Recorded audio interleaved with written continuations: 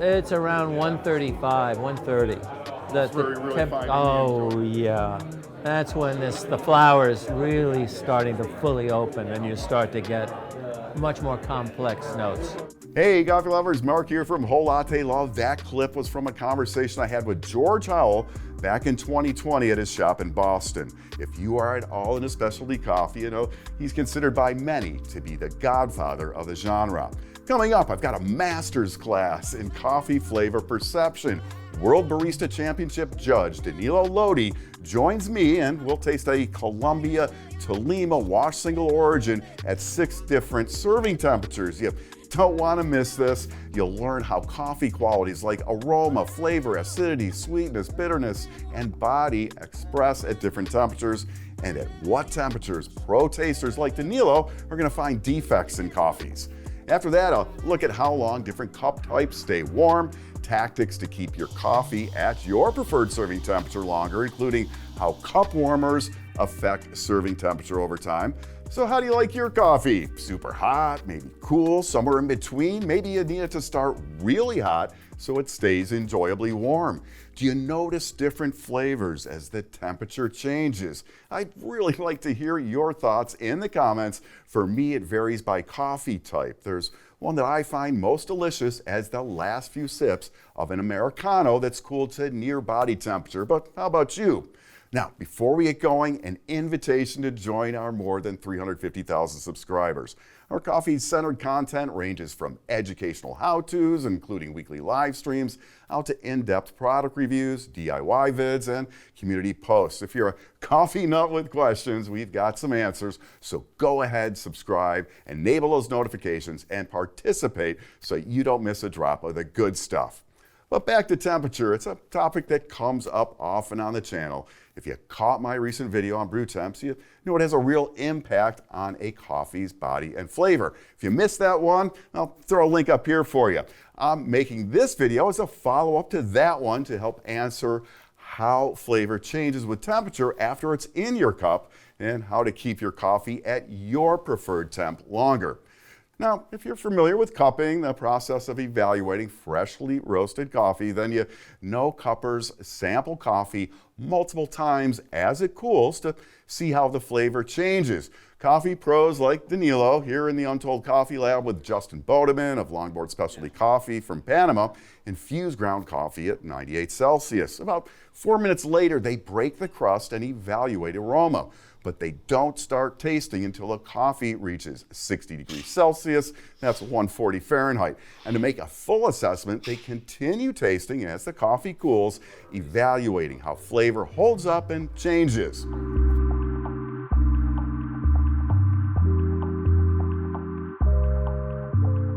Some like it hot, some like it cool, but is there a perfect temperature for best coffee flavor? A Goldilocks zone perhaps?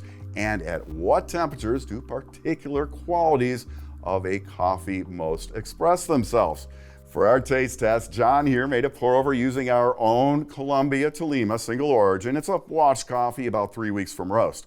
We'll taste it at 6 different temperatures, ranging from 150 Fahrenheit, about 66 Celsius, down to below freezing at 28 Fahrenheit, which is -2 Celsius. We'll give our impressions and get Danilo's insight. So let's get tasting, starting at 150 Fahrenheit. We're good to go. We're good to go? Okay. Yeah, there you go. Smell a little bit.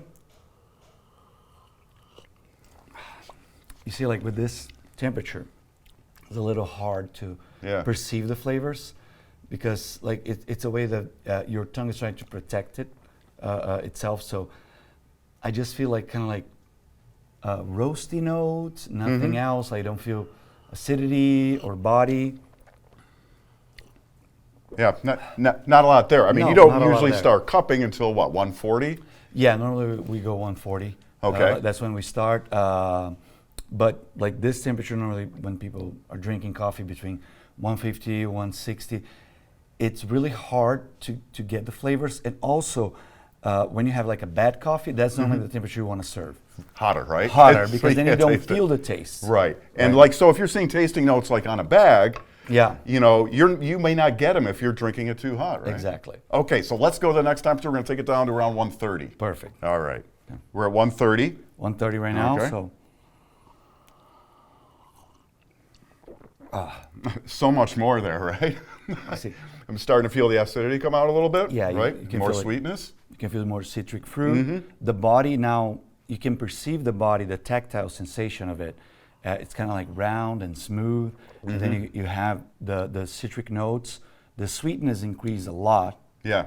And even the aftertaste, because now, before it was just like a coffee taste that was stayed in your mouth, but now is the coffee attributes Yes. stay in your Now mouth. those notes are in Yeah. there. Yeah. Way better. That's probably, that's in Yeah, that that's Goldilocks normally- zone? Yeah, that's how I like to start drinking my coffee normally. Okay. Yeah. All right. Next, we're going to do 115. Yeah. Those last 2 degrees. Oh, there you go. Okay. We're there. Okay, now 115. 115. Okay. What I like about warm temperature on the coffee is that not only the acidity increase a little bit, not much, not unbalanced, but you can perceive if there's any defects of the coffee. This right? is where those really So, start coming out? Yeah, like the if the defects? coffee's it's bad, in this temperature is going to be unbearable to drink. Yeah. But this one, it kept the same characteristics of the 130, but now is a little bit more refreshing, a little lighter in body because the acidity increased, so then we are salivating a little bit more, but keeping the qualities of the cup. It did. I mean, the acidity does come through a little bit. Yeah. A little bit more. Because you can but perceive a little bit more balanced. after it cools down.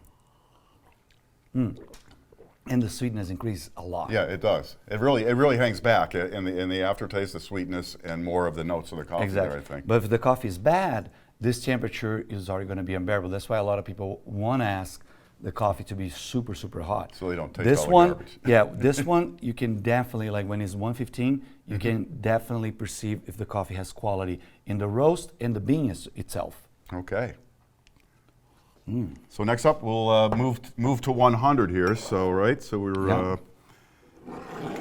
see where we're at. Still a little bit to go. The other thing that is important is that we are doing the same batch of coffee, so we do not have any interference in flavor. So we're using same batch, that was mix it up, and then same cups to also keep that part. And it's just about when it cools down and cools down. That's and the only getting- variable. That's we're the working only with. variable that we're working Not the right cup now. color, cup No, type, nothing. what we're getting in the nose off of it. Exactly. We're just looking how the coffee is tasting in different temperatures. That's the goal of the experiment here. And I like to do this, again, for quality purpose. That's a good way to know if the coffee bean has quality, but also if the roast was well made. If it's a coffee that it was burned, over roast, you will perceive like right away around 115 those like ashy taste Oh, notes. So this one, it's really well made, therefore we're not having that. Okay. And when it really, really cools down, sometimes it's like just a slightly problem with the coffee. So room temperature is going to be the perfect one to perceive really those. Yeah. find that out. Okay. Yeah. Alrighty. You there? Yep. Now 100. 100. Yeah. Okay. Let's do it.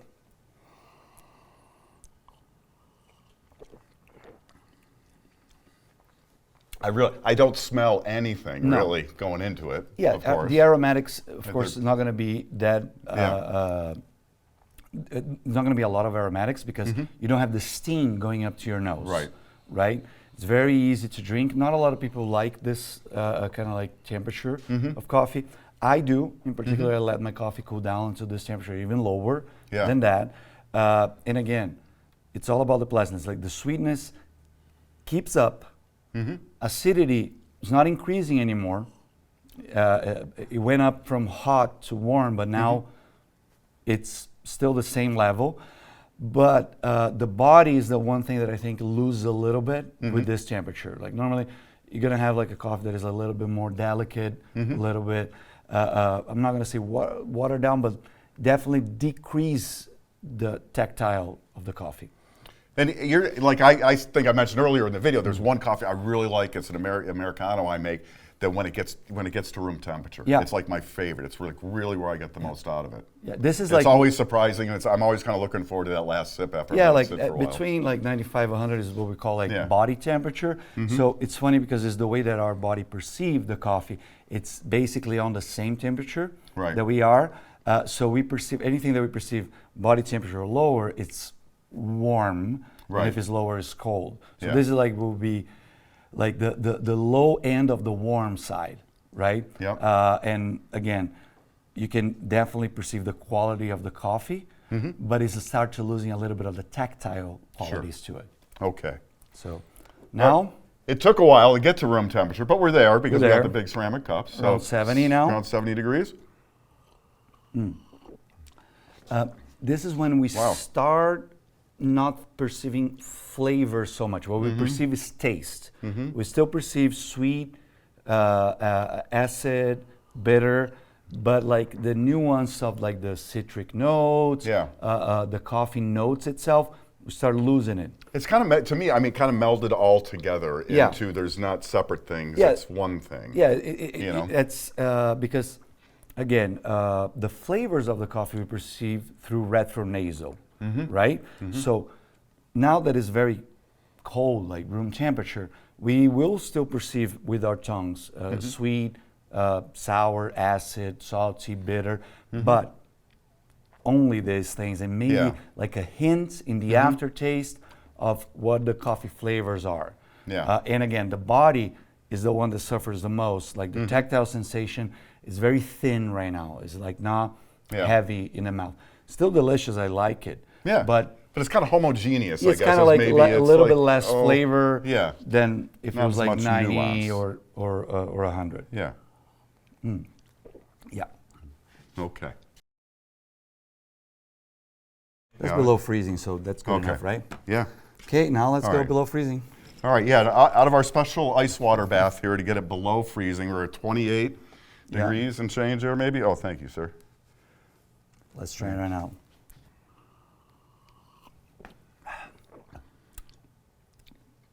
I really will. Well, it's refreshing. It is. I mean, it is But kind of like, coolly since refreshing. we did the same coffee, yeah, but everything from like that- let's say 90 above is not there. yeah, Like from It's- 90 to 130, there's no fruits, no citrus notes. The body's even thinner than it was in room temperature.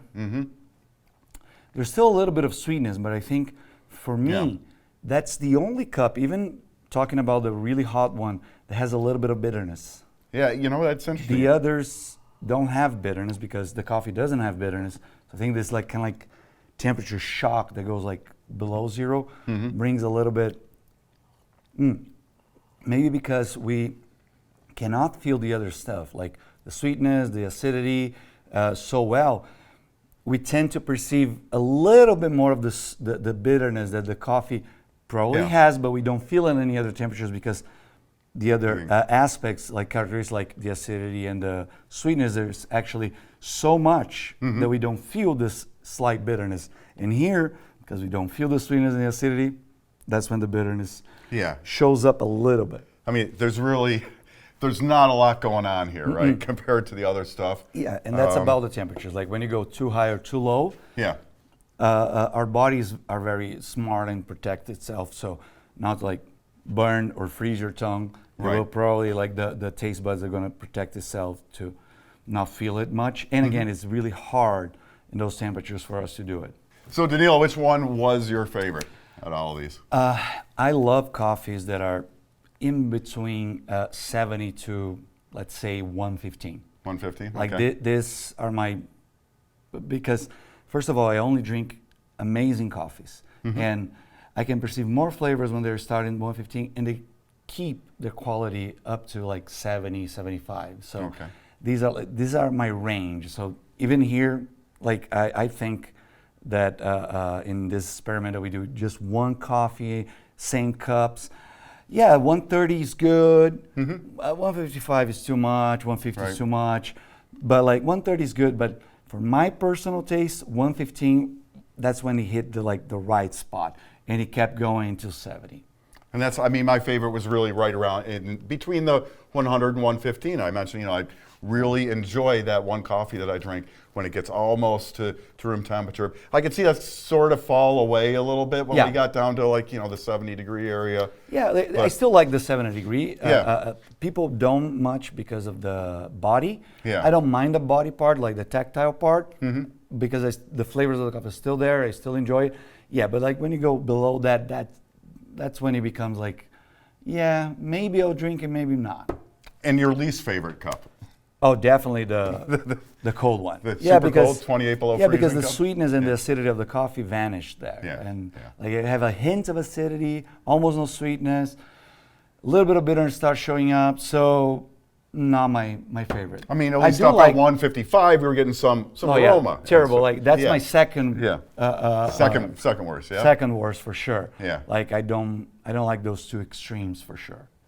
So for somebody who always drinks their coffee hot, what can you do to convince them to try it, other than what we've done right here, to try let it cool off a bit? One thing that I do to convince people normally, I grab like a thermos and then I grab the coffee, put it in a cup, let it room temperature, and then serve it again very hot and ask them to compare. Okay. So with that, they're going to be able to realize the quality of the coffee. But again, it is a personal preference as well.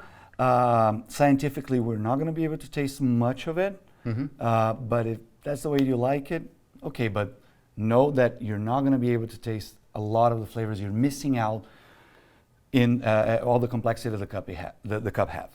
All right, Danilo, thanks so much, buddy. Good to see you as always.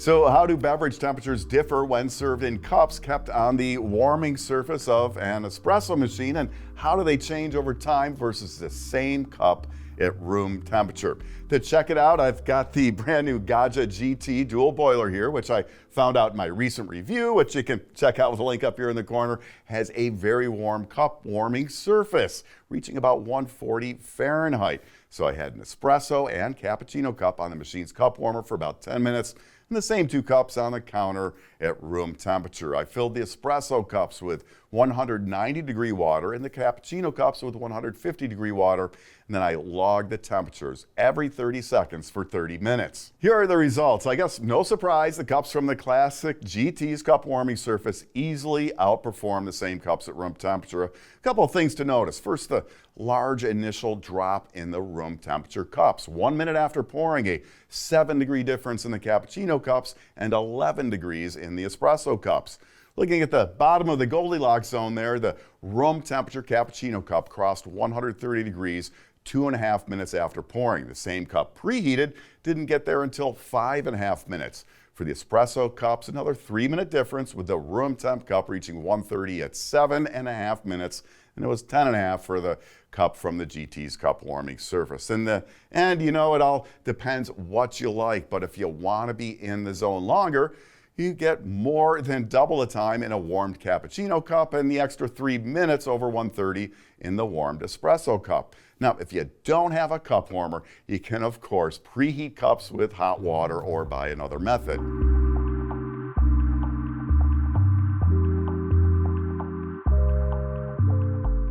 Cup choice, of course, makes a big difference in a beverage's temperature over time. So got a bunch over here and we'll see how they do.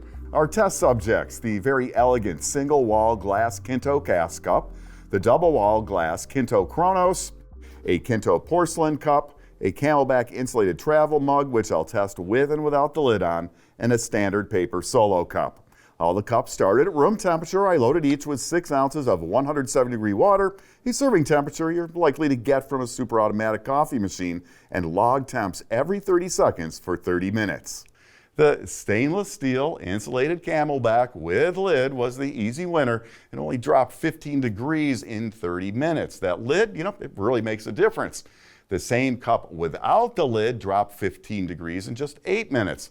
The lowest performance came from the Kinto porcelain and cask cups, but both were in the Goldilocks zone for 5 minutes. If the porcelain were preheated like cups in the last test, it would have stayed warmer a lot longer. The paper cup, with its low thermal mass, was middle of the road.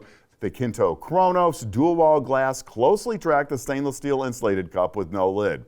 Both had temps within the zone for about 10 minutes. The paper cup was below 130 at 15 minutes, the Kinto Kronos around 18, and the insulated with no lid got under 130 at 20 minutes. Now, takeaways here, not exactly surprising. If you need it hot for a while, put a lid on an insulated cup. If you're finishing your drink in, say, 5 to 10 minutes, a room temperature porcelain or single wall glass like the Kinto Cast Cup gets you in the zone quickly. Want perfect temps for flavor at 15 minutes? A dual wall glass cup like the Kinto Kronos or an insulated stainless without the lid will get you there.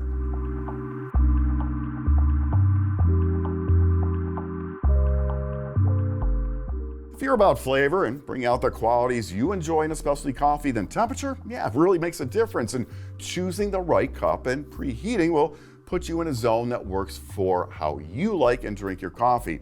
As coffee cools into 130s, it's going to be easier to perceive flavors. As the godfather of specialty coffee said, that's when the flower really starts to open and you get much more complex notes. And as we learned in the tasting with Danilo, those qualities in a specialty grade coffee can present all the way down to human body temperature and below. But watch out for lower grade coffees, which can become, as Danilo says, undrinkable at cooler temperatures.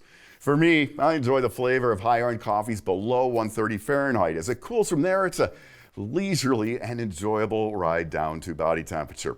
Now and then in video comments, people ask how to get hotter cups of coffee. I think some seriously want it near boiling.